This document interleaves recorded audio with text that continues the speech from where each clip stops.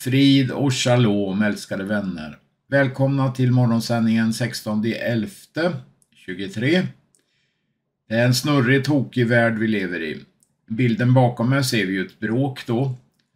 Det demokratiska partiet i USA slits sönder inifrån. När de progressiva och muslimerna inte är nöjda med det stöd de ger för Israel. De stormade det demokratiska partiets högkvarter i Washington i natt.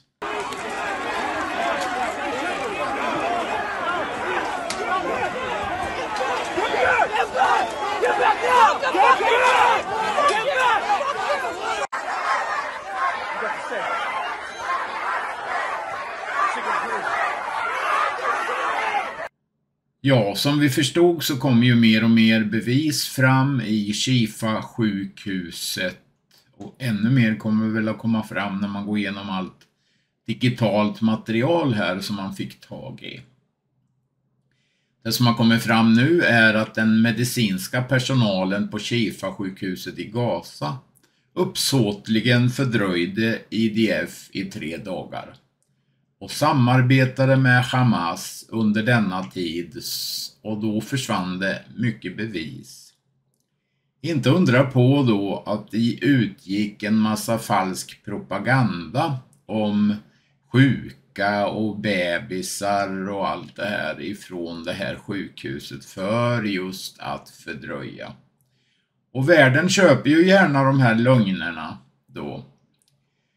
Man har nu hittat alltså tätade tunnlar med cement och keramik så att man inte skulle kunna avslöja tunnlarnas öppningar. Men Israel har ju teknik så det räcker till, och det har man ju alltså gjort i alla fall då. Och på bilden ser vi ju nu att Israel kontrollerar hela Shifa-sjukhuset i Gaza.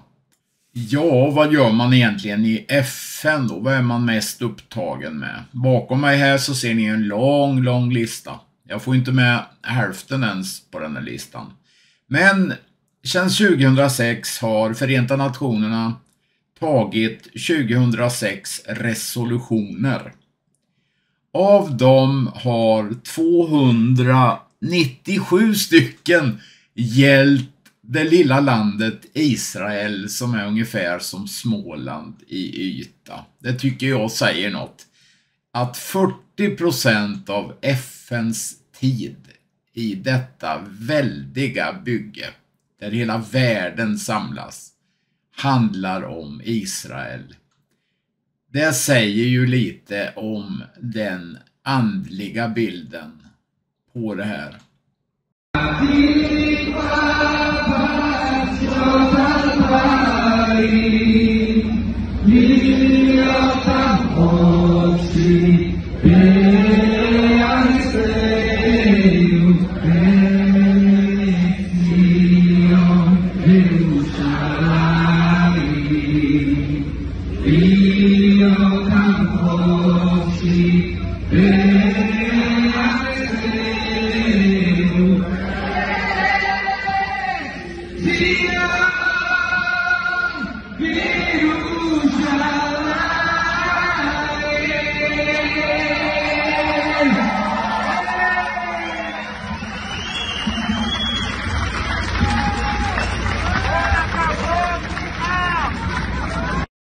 Ja, så har det varit terrorismskjutningar igen och här vid Västbanken vid en vägspärr i tunnelkontrollen i Jerusalem.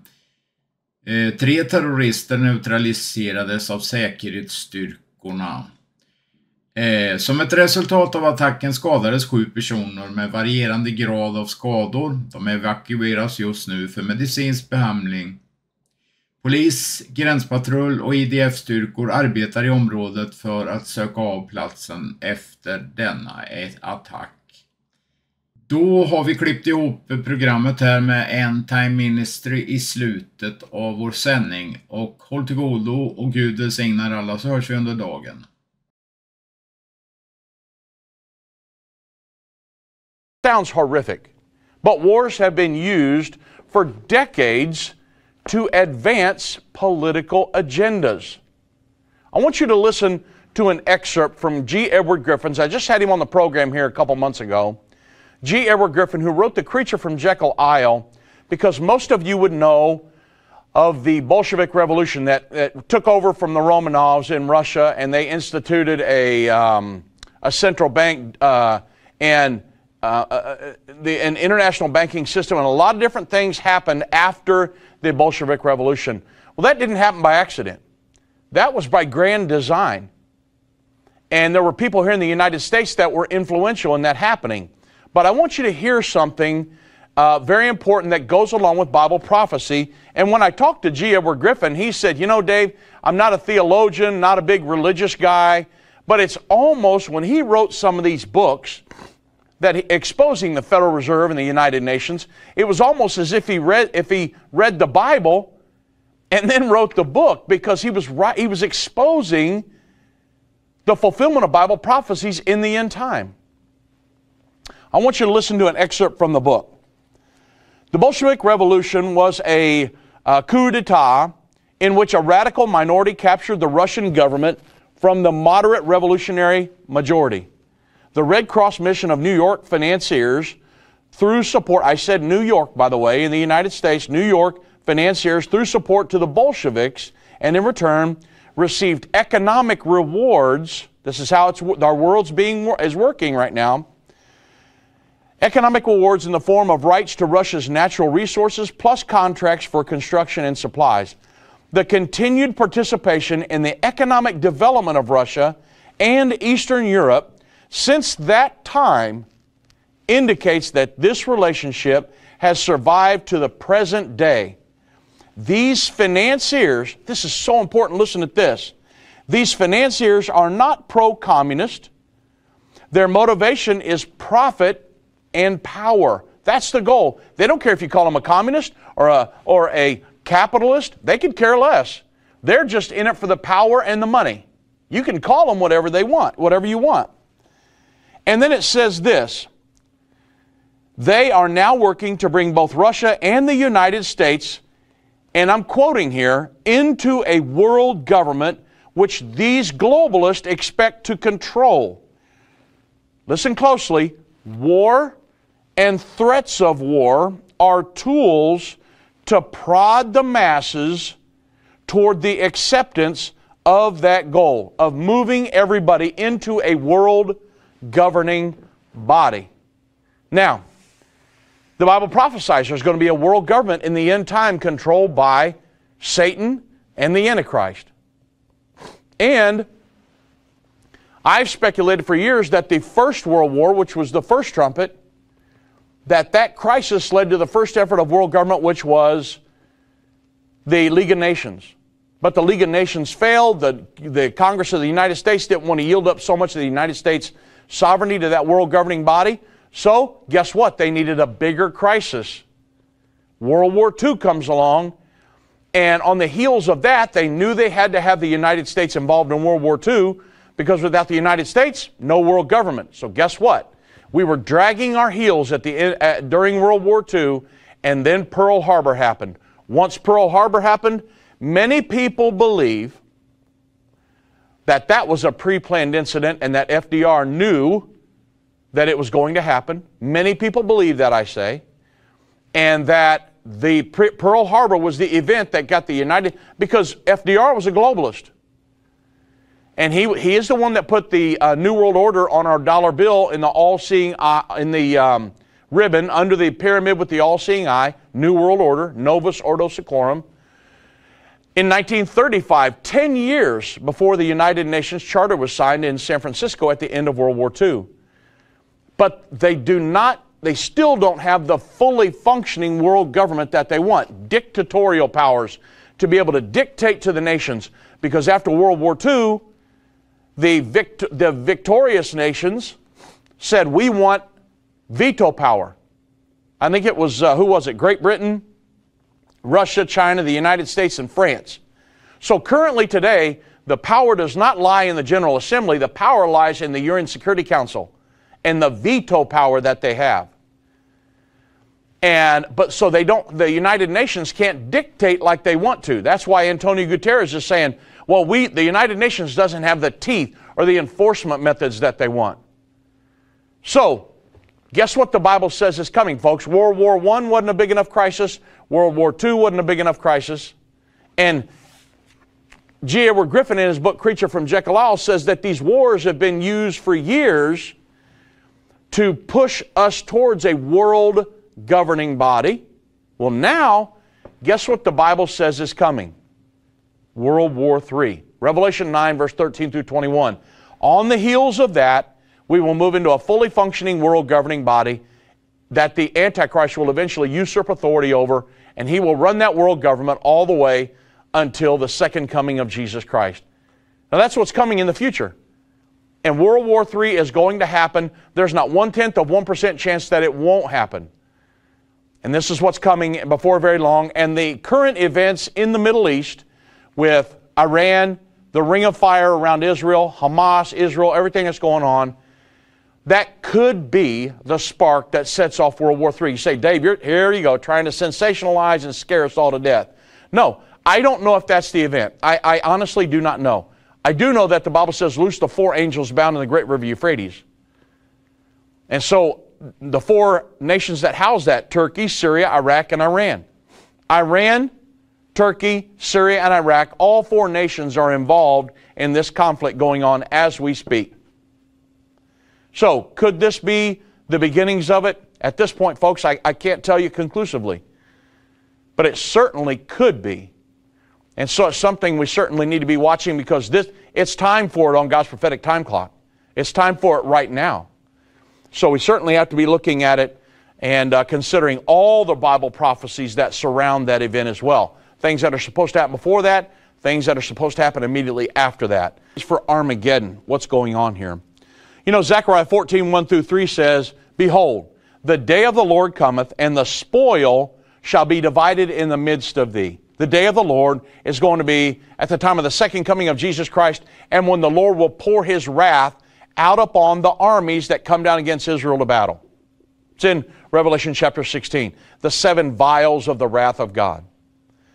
Well, the Bible says in Zechariah 14:2, For I will gather all nations against Jerusalem to battle, and the city shall be taken, the houses rifled, the women ravished. At that time, half of the city of Jerusalem will go forth into captivity. The residue of the people shall not be cut off from the city. And then shall the Lord go forth and fight against those nations as when He fought in the day of battle. This is when He's going to come back, plant His feet upon the Mount of Olives. It's when the Battle of Armageddon is culminating right there in the Kidron Valley between the Temple Mount and the Mount of Olives. The Lord's going to come back, plant His feet upon the Mount of Olives, and He's going to come back with the saints that have been raptured. You have the rapture, marriage supper of the Lamb of the sky, go straight to fight on behalf of Israel at the Battle of Armageddon. One continuous event. And this is when it culminates, right there at the Battle of Armageddon. God's fury, the Bible says, is going to come up in His face, and He is done, and He's going to come annihilate those armies. Well, you can see the stage being set for this right now, where the nations of the world will come down against Israel to force them to comply with the edicts of the world governing body. They're actually doing it right now in many efforts. They're saying, there was an article the other day, I think Doug and Vince may have talked about it, about the international community needs to force Israel and Hamas and the Palestinians to sign a peace agreement. That's what the United Nations would love to be able to do, is to just dictate that Israel bow down and comply with the world governing edicts. That's what the United Nations is really all about. They are not the last great humanitarian hope for mankind, folks. The United Nations is the seat of world government in the earth today. And all they need is one big crisis to where the nations of the world will yield up their sovereignty to this world governing body. That's what they want to happen. They are ran by globalists that want to create a world governing body. Antonio Guterres is one of those individuals. He's the current Secretary General. And so It's been the goal from the beginning. Remember, Alger Hiss was commissioned by FDR, Franklin D. Roosevelt, by Stalin, by Churchill, and all of them. They all had their meetings and they were talking about all of this. And Alger Hiss, who was a communist spy, was given the commission to be the architect of the United Nations. And these guys were globalists. And so that's why it's important that we understand what's really going on in the world today. I'm not looking for the end. Let me see. When's the end time going to begin? I wonder, will that be 100 or 200 years from now? Absolutely not. Folks, we're way off into the end time. I had somebody ask me the other day, and then I'll get into this article.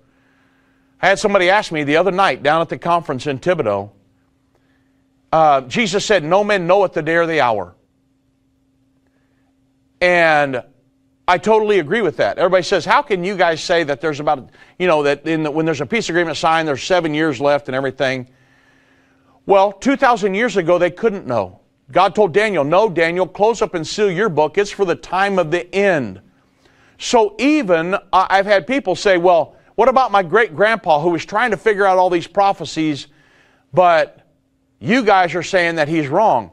I'm not saying that they were necessarily wrong. Great-grandpas and things that tried to figure this out, that were teaching pre-trib and my father-in-law actually had one evangelist come through when he was a young man, about 18, 19 years old, and he said that the four beasts of Revelation were Matthew, Mark, Luke, and John. And the guy was a Spirit-led man of God. But the fact of the matter is, it wasn't time for them to understand some of these prophecies. The Bible, God told Daniel, no, close up and seal your book. It's for the people of the time of the end.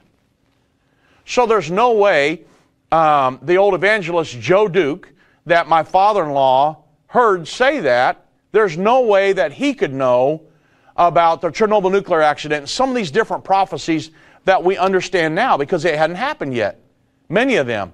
That was back in the early 60s. And so some of these guys that had maybe listened to Clarence Larkin or some of these other things, they were doing the best they could. They were Spirit-led individuals. They were seeking God's face. They were very sincere and loved God. And those that have passed on during that era, they're in heaven now. But it simply wasn't time for them to understand some of these prophecies. However, God was saying that there will come a time when there will be people that do understand them. Daniel, Jesus, the Apostle Paul, and John all said that we can understand these Bible prophecies. And I may not be able to ever give you the specific day that the rapture is going to happen. But I can certainly look and say, okay, I've got a pretty good idea, maybe a season and a time when this thing is absolutely going to wrap up. And will I ever give dates? No. But I can certainly say, look, here's what the Bible says. This is going to happen, and then there's only going to be 7 years, and then 3.5 years, and then, I can walk you through the timelines. Because the more we get off into this thing, the more we're understanding. Coming down against Israel, setting the stage for the Battle of Armageddon. Al Jazeera, they did an analysis, and they said, can the next UN vote stop Israel's war on Gaza? So it's very important because we're talking about a U.S. veto situation and the veto power of the UN Security Council.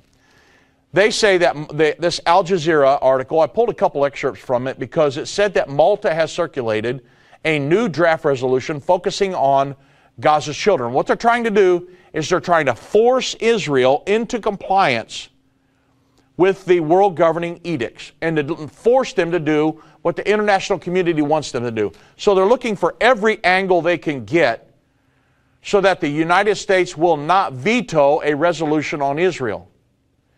Well, so what they're doing is they're circulating a draft resolution on the children in Gaza. And Al Jazeera is asking the question, will the U.S. veto a resolution protecting the children of Gaza? Now you can see the dynamic, you can see the narrative that they're spinning here. They say that diplomatic resources have told Al Jazeera that a new resolution is being drafted with a focus on children in hopes that all 15 members of the UN Security Council can agree on protections for children in the ongoing Gaza conflict. Well, why has the UN failed to agree to a ceasefire in Gaza? Well, previous UN Security Council draft resolutions calling for a ceasefire in Gaza have failed. 2 resolutions drafted by Russia didn't get enough votes because obviously the UN, among those countries that voted against them, all they could do is raise their hand and it's shot down. That's where the power lies, the UN Security Council. Even though a resolution proposed by Brazil received 12 votes out of the 15 member states, the U.S. vetoed the draft. All they could do is raise their hand. And Russia and China vetoed a resolution drafted by the United States. And it's so crazy. The United Nations right now is a paper tiger. It's not always going to be that way. But even when the United States tried to pass a resolution, the UN Security Council tries to pass a resolution about Russia going into Ukraine, all Russia, the invading power, all they had to do was raise their hand and veto it, and the United Nations was helpless. And the United Nations leaders cannot stand it. It is galling them. And so, while the 5 permanent members of the UN Security Council, again, it's China, France, Russia, the United Kingdom, and the United States, while they have the power to veto any resolution that they do not like, it remains reasonably, kind of rare. The U.S. and Russia are the 2 countries that have exercised their veto power the most in the past. In recent years, the U.S. has mostly used its veto power to protect our ally Israel, which is a very good thing, and that plays into Bible prophecy as well. Because you understand what's happening in the future. The United States is going to protect Israel against the dragon and the world governing body in the end time. And it's highly likely that we will use our UN Security Council veto power to do that. There are a lot of people in the United Nations that would like to abolish that veto power. But right now, I'll go into detail how they're wanting to use these resolutions and to play on the narrative that they're spinning.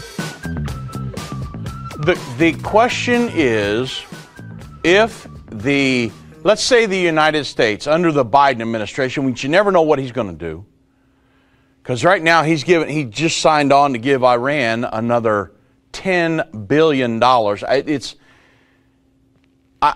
In my wildest dreams, I could not have imagined why he would be giving billions and billions of dollars to a nation that is funding Hamas, which has attacked Israel. Can you explain anything the guy's doing? I'm just being honest here. But, and I will tell you, because this next part, Biden was influential in getting Resolution 2334 passed. So the question is, if a resolution were to pass and the United States would allow it to pass, because the United States is actually pressuring Israel to do ceasefires and to back off for 4 hours a day and give time to humanitarian aid. But what it's doing, it's allowing Hamas to reload their rockets, is what it's doing. I mean, if I had a country on the run, what would you do? However, Israel agreed to it, and the question is right now in the news, will Israel abide if a resolution passes? On December 23rd, 2016, during the last days of the Barack Obama, I'm going to say, remember this, the Barack Obama-Biden administration, because Biden was influential in all of this, the UN Security Council passed Resolution 2334. That resolution reaffirmed that Israel's settlements in occupied Palestine, now this is the United Nations verbiage. It's not occupied Palestine. If you understand the history of Israel, that's Israel's land. They're not occupying, it's disputed territory. So I don't agree with this. This is what the Resolution 2334 says. That the settlements in Israel's settlements in occupied Palestine, including East Jerusalem, now that's the Holy Basin, that's where the Temple Mount is, that they say that Israel has no legal validity, constituting a flagrant violation under international law. Now, there's no truth to any of that, but that's in the eyes of the international community. And it added that the settlements were a major obstacle in the vision of a two-state solution. That is not true. Don't believe every false narrative that you read in the news, guys. That's why we put out DVDs on the history of Israel, the future of Israel, what this is all about. God promising Abram, when he was standing in the promised land, I'm going to give you this land from the river in Egypt all the way up to the great river, the river Euphrates, back in Genesis 15:18. And it'll be yours and your descendants, Abraham, Isaac, Jacob, forever. It's an eternal promise. Yes, they were exiled after the temple was destroyed by the Roman general Titus in 70 A.D., but Ezekiel 37, Ezekiel prophesies to the valley of dry bones. It's a prophecy about God gathering the nation of Israel back together in the end time. After World War II, it has always been our opinion that the valley of dry bones that Ezekiel was seeing was the Holocaust.